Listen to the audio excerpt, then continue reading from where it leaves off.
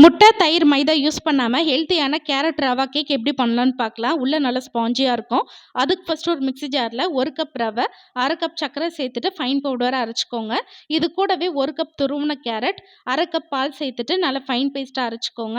இது அப்படியே ஒரு அகலமான பவுலுக்கு மாற்றிட்டு இது கூடவே 1/4 கப் ரீஃபைண்ட் ஆயில் சேர்த்துக்கலாம். ரீஃபைண்ட் ஆயில்னா கோல்டு வின்னர் ஆயில் தான்.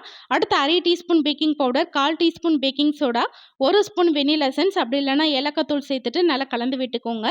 லாஸ்ட்டாக இதில் கொஞ்சமாக துருவின கேரட், 2 டேபிள் ஸ்பூன் பால் சேர்த்து நல்லா கலந்து விட்டுட்டிங்கன்னா சூப்பராக கேக்குக்கு தேவையான மாவு வந்து ரெடி.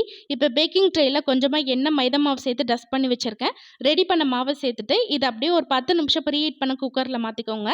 லாஸ்ட்டாக தேவைப்பட்டால் கொஞ்சமாக நட்ஸ் சேர்த்துட்டு லோ ஃப்ளேமில் ஒரு 30லேருந்து 35 நிமிஷத்துக்கு நல்லா வேக வச்சுக்கோங்க.